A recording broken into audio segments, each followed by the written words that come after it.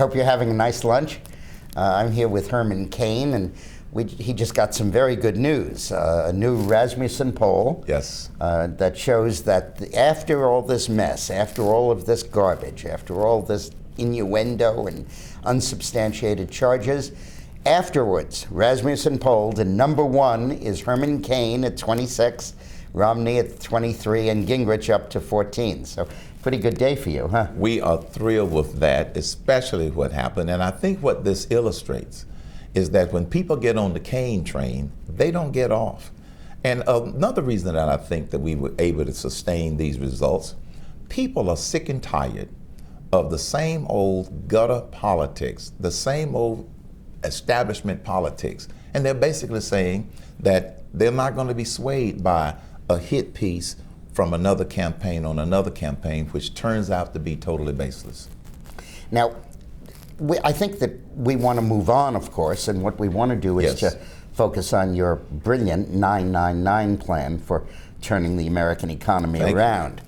But in the last debate, I think it was Perry said, this is a tax increase. There's no federal sales tax.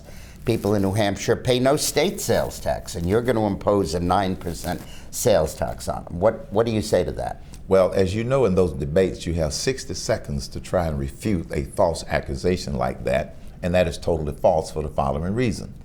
They do not have a state sales tax, but everybody in New Hampshire pays federal income tax, and they also pay the payroll tax. And what the 999 plan does is it replaces the taxes that they're paying through the tax code. Let's take a loaf of bread. Let's take a loaf of bread. The farmer is paying the payroll tax of 7.6% for all of his employees and a tax on the profits that they make. The miller who makes the flour is paying 7.65% for every worker and the tax on the profits that they make.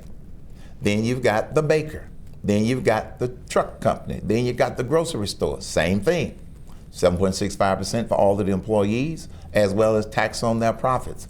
Gone. That is estimated to be anywhere upwards of 30% of the cost of that loaf of bread. Those 30% hidden costs come out and replaced with a 9% visible tax. So it is not a tax increase, it is a tax decrease. Well, that all assumes that the business is very generous and that it, in fact, doesn't just make all that extra profit and charge the 9% anyway. How do you know that they won't do that? Because of my 40 years in business, which says competition drives prices down. If one baker decides to try to artificially keep the price of that loaf of bread up, I assure you another one is going to lower their prices, and that's what balances us out. It's called the dynamics of competition. Now, 999, corporate, personal, and sales. Yes. What about the income tax? A lot of people are not paying 9% of their income in income tax. That is true. You would raise it up to 9%. Why isn't that a tax increase? The reason that's not a tax increase is because, let's start with people at or below the poverty level. They won't pay 9% if you're at or below the poverty level, and we have allowed for that in the revenue that we will collect with 999. Now, if you look at a typical family, let's pick the median income of $50,000 a year. They are paying about 7% of their income in federal income taxes. They're also paying the payroll tax of 7.65%. You're now at 14, almost 15% of your money is gone in terms of taxes. That is replaced with a 9% tax versus that 14% to 15% tax that you were paying, and we still raise the same amount of revenue that we're replacing from 5 sources: corporate income tax, personal income tax, payroll tax, which is the biggest tax that a lot of people pay, capital gains tax rate, and the death tax. Those 5 are replaced with 3,999, and it is a net tax decrease rather than an increase. And what do you say when, I know Michelle Bachmann said that, you know, you're imposing 999 now, but the 9% sales tax opens the door to huge tax increases. In Europe, the VAT is about 21%. So what do you, and Bachman says you could always raise that sales tax. What do you say to that? Well, what I say to that is, if you look at the current tax code, that door for Congress raising taxes isn't just open, it's wide open. It's wide open because there are at least 10,000 ways that they could raise taxes now, and they could. And many times, we as taxpayers are victims of what I call sneak taxes. We don't even know about it until after it is done. So we are basically throwing that out and putting in something that's very visible.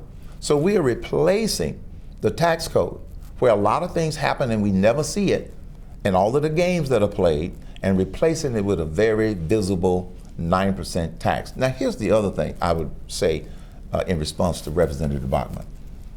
It's our job as Republicans to keep taxes from going up. They can go up now.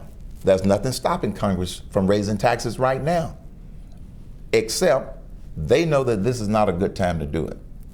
With the 999 plan, with a Republican in the White House, moi, as well as a Republican-controlled Senate and House, it's our job to grow this economy and not raise taxes on the American people. Part of your program is that you're planning to eliminate the federal deficit in the first year or two of your presidency. Yes.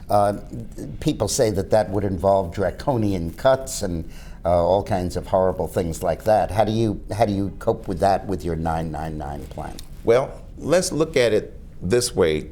Talking about cuts, let's say this is up here. And so all of the debate is about what we're going to cut, how we're going to cut, when we're going to cut. 999 brings up the bottom, which is to grow the economy.